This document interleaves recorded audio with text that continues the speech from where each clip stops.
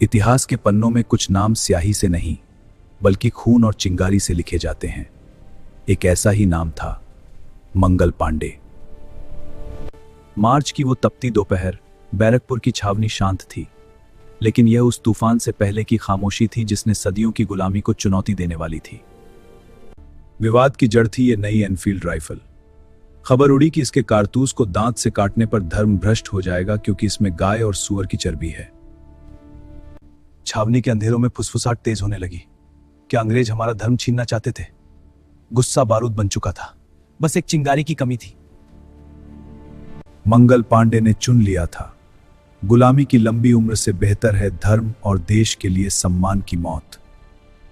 बलिदान का वक्त आ चुका था।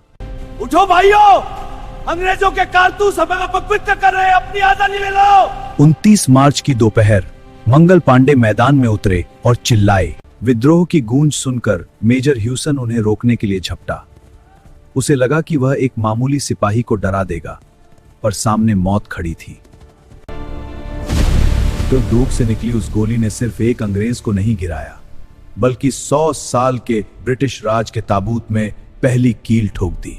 पूरी छावनी सन्न रह गई। एक सिपाही ने अपने अफसर पर गोली चला दी था। डर और जोश की एक लहर पूरे बैरकपुर में दौड़ गई।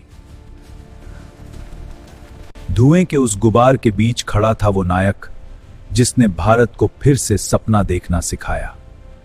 क्रांति का बिगुल बज चुका था। एक अफसर गिरा तो दूसरा आया। लेफ्टिनेंट बॉग ने मंगल पांडे को घेरने की कोशिश की, लेकिन शेर अब जाग चुका था। जब गोलियां खत्म हुई तो तलवारें निकली। मंगल पांडे की तलवार की चमक के आगे अंग्रेजों की बहादुरी फीकी पड़ने लगी। कर्नल व्हीलर ने चिल्लाकर आदेश दिया, गिरफ्तार कर। लेकिन आदेश सुनने वाले कान आज बहरे हो चुके थे। जमादार ईश्वरी पांडे ने हिलने से मना कर दिया। इतिहास में यह पहली बार था जब भारतीय सिपाहियों ने अपने गोरे आकाओं की आंखों में आंखें डालकर ना कहा था। जनरल हेयर से अपनी पूरी ताकत के साथ आगे बढ़ा। मंगल पांडे अकेले थे, उनके सामने पूरी ब्रिटिश फौज थी, लेकिन उनके पीछे पूरा हिंदुस्तान खड़ा होने वाला था। मंगल पांडे ने तय किया कि वे अंग्रेजों की बेड़ियों में नहीं बंधेंगे। वे आजाद जन्मे थे और आजाद ही मरना चाहते थे। एक धमाका हुआ और मंगल पांडे जमीन पर गिर पड़े। उन्होंने खुद को कुर्बान करने की कोशिश की ताकि उनकी शहादत दूसरों के लिए प्रेरणा बन सके। अंग्रेज उन्हें मरने नहीं देना चाहते थे। वे उन्हें जीवित पकड़कर पूरी दुनिया के सामने फांसी पर लटकाना चाहते थे, ताकि खौफ बना रहे। जेल की सलाखें उनके शरीर को तो रोक सकती थीं, लेकिन उनके विचारों को नहीं। बैरकपुर की हवाओं में अब क्रांति की गंध फैल चुकी थी। अंग्रेजों ने पूछा, तुम्हारे साथ और कौन है? पांडे ने जवाब दिया, पूरा हिंदुस्तान। उन्होंने किसी का नाम नहीं लिया, बस मौत का इंतजार किया। 6 अप्रैल 1857 मंगल पांडे का कोर्ट मार्शल शुरू हुआ। अंग्रेज कानून के नाम पर उस आवाज को दबाना चाहते थे जिसने उनके राज पर सवाल खड़ा किया था। किसके कहने पर तुमने विद्रोह किया?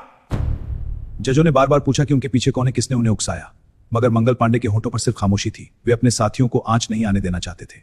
गवाहियां दी गईं, सबूत पेश किए गए, लेकिन पांडे के लिए यह अदालत सिर्फ एक औपचारिकता थी। उन्होंने पहले ही अपना फैसला देश के नाम लिख दिया था। मौत की सजा साजी। फैसला सुना दिया गया, पर अंग्रेज नहीं जानते थे कि वे एक इंसान को नहीं, एक विचार को खत्म करने की कोशिश कर रहे हैं। तुम लोग फांसी दो मंगल पांडे को, यह आदेश है। हम इस पुण्यात्मा को फांसी नहीं देंगे, यह विद्रोह है। सजा भुगतोगे, हमारे हाथ खून से नहीं रंगेंगे। छावनी में बढ़ते गुस्से को देखकर अंग्रेज डर गए। विद्रोह के डर से फांसी की तारीख 18 अप्रैल से बदलकर 8 अप्रैल कर दी गई। गुपचुप तरीके से हत्या की तैयारी हुई। 7 अप्रैल की आखिरी रात। मंगल पांडे के चेहरे पर कोई पछतावा नहीं था।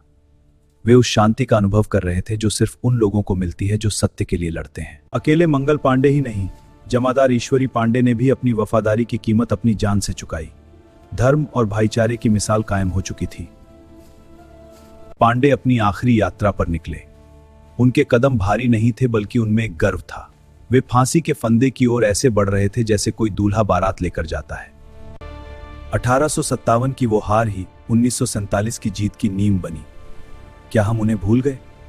अपनी राय कमेंट्स में बताएं।